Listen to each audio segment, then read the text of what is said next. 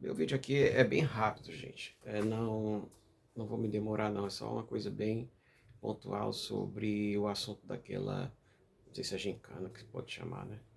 É, de arte, né? Eu estava aqui lembrando que de tudo que a gente conversou, né? Mas eu queria botar assim uma contribuiçãozinha, né? Eu estava lembrando o seguinte, do conceito de moderno, né? Eu não lembro quem foi que disse, acho que foi Marx, eu vou lembrar, que dizia que moderno, o homem moderno, né? O homem, o... Gente, o meu vídeo aqui é só uma passagem bem rápida, uma reflexão sobre aquela discussão sobre a arte moderna, né?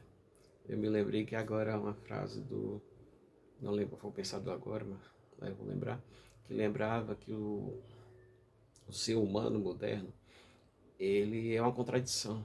Ele não só adora andar pela cidade, tudo que o urbano tem que trazer, a, a, a movimentação dos carros, aquele barulho e tal. Ao mesmo tempo, ele é uma contradição, porque ele também detesta a poluição, detesta o barulho, detesta. Então, isso vai criar um sentido de modernidade, claro que começa na Europa, né? Mas isso vai influenciar a questão da artística. Vocês vão já entender onde eu quero chegar. Então, a arte moderna, ela vem basicamente trazer assim, abandonar a arte burguesa, né, que é uma arte totalmente voltada, principalmente a questão da nobreza, né, abandona primeiro a nobreza, os grandes feitos, a nacionalidade, as guerras, os triunfos, os personagens nobres. E aí, no final do século XVIII, né, aí você tem o que? Courbet, o pessoal ligado ao impressionismo, quando eu não quero mais saber disso não. Eu quero é olhar a arte pela arte. Isso vai influenciar muito a arte moderna e, mormente, a arte contemporânea. Né? Mas está falando aqui da arte moderna. E aí, na virada do século, acontece mais outra coisa. Novas ideias como o darwinismo, o comunismo, vai chegar a influenciar as pessoas. Depois, também, né, é uma coisa que influencia mesmo a questão das invenções. O carro, o cinema, o telefone, as câmeras. Olha como as câmeras de fotografia mesmo começam a impactar na a produção artística, né? Você não precisa mais posar para um quadro para ter uma foto sua, etc. Então os pobres também chegaram a ter vez para isso, né? E logo em seguida, né, você tem um acontecimento que impactua na Europa, que é a Primeira Grande Guerra, que na época é chamada de a Grande Guerra. Eles nunca iam imaginar que teria uma segunda, né? E isso, nesse período de pós-guerra, até o final da Segunda Guerra Mundial, é o que a gente tem aqui como um período de interstício para acontecer o que a gente chama de vanguarda literária, depois arte moderna. Aí nós temos o seguinte.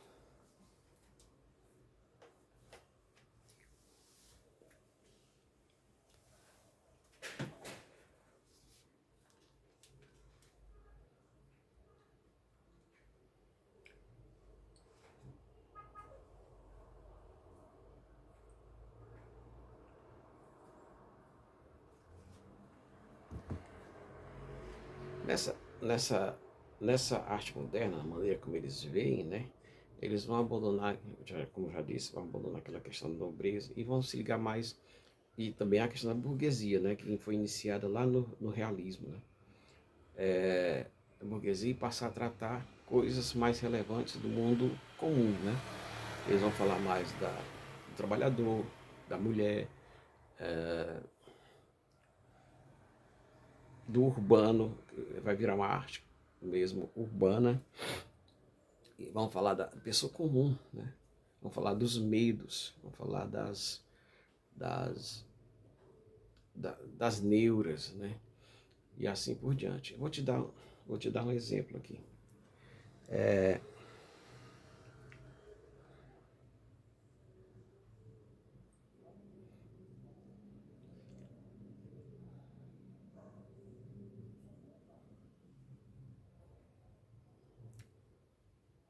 eu vou dar um exemplo para vocês. Só lembrando ainda, eu falei da Primeira Guerra, eu lembrei de um fato. O governo inglês, entusiasmado com a guerra, ele contrata vários artistas para ir para a guerra, para fazer aquele mostrar a guerra, né? O valor, o guerreiro, o que estava acontecendo lá, o nacionalismo. Só que quando os artistas voltam, que vê como ficou a guerra, principalmente depois das trincheiras da Primeira Guerra, os artistas voltam e passam o que eles passaram lá. Toda a angústia, dor, sofrimento dos soldados, né? Como a gente pode ver agora, né? Mas onde é que eu quero chegar com isso? Se vocês conseguirem, então, se vocês conseguirem fazer com que os alunos façam um link entre essa obra e o que eles passam, o que eles sentem, então vocês terão conseguido o básico da arte, né? Que é entender o que é arte, principalmente na arte moderna, que as pessoas passam a se perguntar o seguinte: isso é arte? Né? E isso acompanha a gente até agora na arte contemporânea, né?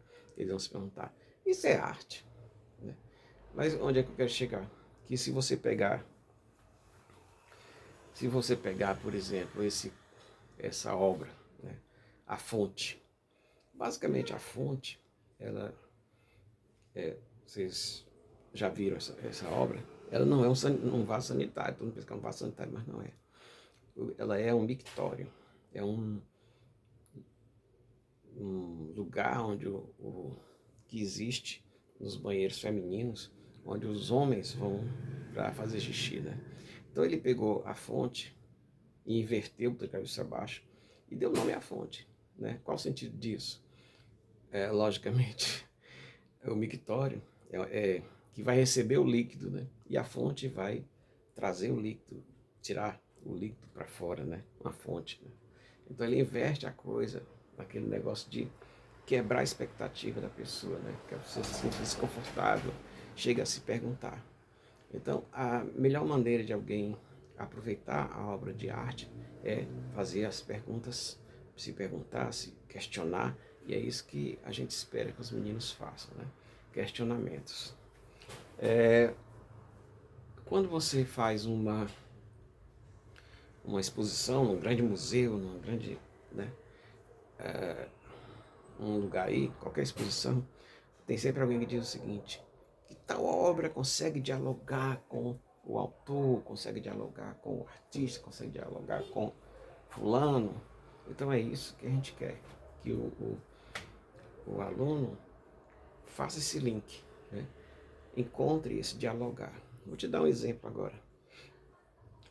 Se você pegar o quadro O Grito, do Eduardo Monte, você vai ter essa figura aqui, né? Agora observe, né, como é o quadro todo. Dá a impressão que ele está numa ponte, ele está apavorado, né, e abre a boca num grito. Lá atrás dele tem umas pessoas. A gente não sabe quem são essas pessoas, o que elas querem, o que elas não querem. A gente só tem o momento do sentimento dessa pessoa. Então, esse sentimento que o expressionismo acaba trazendo. O expressionismo é isso. Ele trabalha sentimento, aquele coisa que passou na cabeça da pessoa e que ele não consegue explicar em palavras. Então, se você pegar, por exemplo, o Van Gogh fez um quadro, um autorretrato, do dia que ele cortou a orelha. Do dia que ele cortou a orelha, do dia que ele voltou para casa com a orelha cortada e com os curativos. Agora, você pode até se perguntar, por que ele fez? Geralmente, quando você faz um quadro, um retrato, você vai retratar todo bonito, né? Todo direitinho, todo bem produzido, você quer deixar para a posteridade aquilo, mas ele queria estudar aquilo ali, o lado, como é que se diria, plástico daquilo que ele estava vendo, né? Então, o que se passa na cabeça dele? Então, o expressionismo é exatamente isso. Eles tentam estudar, né?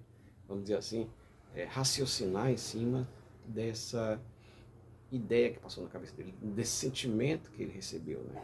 Isso do modo geral, né? Se você ver esses quadros aqui, onde eles mostram o sentimento que os judeus sofriam, o preconceito que os judeus sofriam, ele vai mostrar exatamente com aquele ranço, mostra os quadros capitalistas contando dinheiro, como se fossem vampiros, como se fossem monstros, né? E, novamente, aquela ideia de que sentimento eles estão falando, né? Porque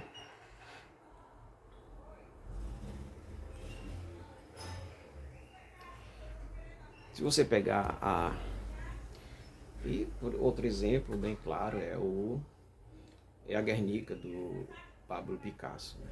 Conta-se, não se sabe se é verdade, mas conta-se, na biografia dele tem isso, conta-se que quando os alemães invadiram Paris, o Picasso estava lá e todo mundo se apavorou e os alemães foram lá porque eles queriam obras de arte, né?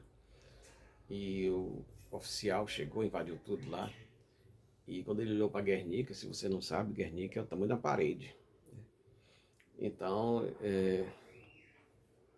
Guernica é um quadro que o Picasso fez a partir dos horrores da Guerra Civil Espanhola, né? Que foi antes, um pouquinho antes da Primeira Guerra Mundial. Né? A cidade de Guernica foi bombardeada e destruída. Você sabe que Pablo Picasso é da Espanha, né? E Guernica fica na Espanha. Então ele, muito tomado com aquele horror, aquele terror, ele acaba fazendo esse quadro, né? Aí estava lá o oficial nazista, chegou e olhou para o quadro, não entendeu nada, olhou para o Picasso e disse assim, foi você que fez isso? Aí Picasso olha para ele e diz assim, não, foi vocês. E o Picasso, basicamente, se eu não estou enganado, salvo engano, o Guernica e as Demoiselles d'Avignon, né, as moças de Avignon, são os últimos quadros que ainda restam com um pé na realidade, né?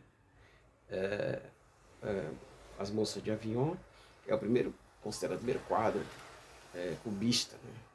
Mas isso não é aceito por todo mundo, mas é o primeiro do Picasso, né? Então, quando olha para lá, você não vê assim, você não vê uma história sendo contada como antes havia. Você não vê pessoas, não reconhece as pessoas, né?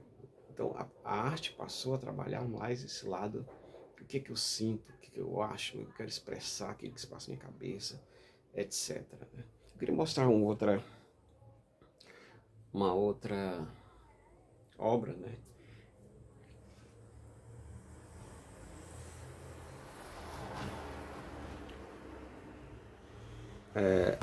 Uma, queria mostrar, eu gostaria de mostrar uma outra obra, que é essa daqui, né? Os sonhos eu chamo de sonhos derretidos, que é do Salvador Dalí. Né? Não é só uma questão de expressar o que sente, não é só uma questão de expressar opiniões, né? Não é uma questão de expressar uma ideia, mas também, no caso do Dalí, expressar sonhos, né? Uma coisa bem, vamos dizer assim, inconsciente, né? E o Dalí é muito influenciado pelo Freud, né? Ele gosta muito de trabalhar essa questão do inconsciente. E ele, em toda a sua obra, vai trazer isso, né? A questão do inconsciente, do sonho, do devaneio, né? Parece uma conversa meio de quem está lombrado, né? E, por fim, né? Como eu falei da questão do... Por fim, como eu falei, se o aluno consegue fazer esse link, vamos te dar um exemplo. Se o aluno fazer a seguinte associação, né? Da Guernica com essa cena aqui, ó, de guerra, ou da Guernica com essa outra cena aqui, de destruição, ou ainda se pegar a ideia do quadro do grito. Toda vez que eu vejo esse quadro, eu me lembro, faço a seguinte associação com o que restou de nossos jovens, né, até mesmo os adultos, o que restou depois da pandemia, né? Essa, esse apavoramento, né? Essa angústia, esse sentimento de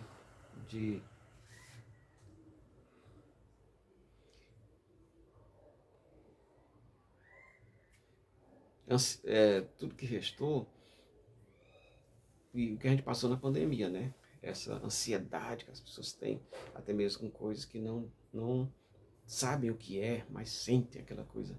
E esse quadro me trouxe muito isso, né? Que tem tudo a ver, né? Essas angústias, esse burnout, esses sentimentos, essas expressões que a gente não consegue trabalhar mais, né? E, por fim, né? A questão de eles conseguirem ele mesmo produzir, olha, eu quero ter essa opinião e tal. É o que mais é difícil, né? De eles entenderem e associar isso aqui, olha, isso aqui faz sentido, né? E aí eu achei muito promissora essa ideia, né, de vocês trabalharem artes na nos terceiros anos. Quiçá, vamos, né? Porque arte não é só a questão. Eu, por mim, não teria essa disciplina. Por quê? Porque a arte pode ser trabalhada dentro da, a não ser a história da arte, né? Mas a arte pode ser trabalhada, podemos ver cores na disciplina de física, a gente pode ver química, pode ver tinta na disciplina de química, a gente pode ver essa questão das ideias na disciplina da arte, a gente pode ver a história da arte de português, porque literatura também é uma das artes, e assim por diante, né? Então, eu acho muito importante se trabalhar a arte com esses meninos, nesse ponto de vista. Era só isso. Desculpa aqui o cenário, porque eu não tive tempo de ajeitar, tá tudo bagunçado, mas é o que temos para hoje.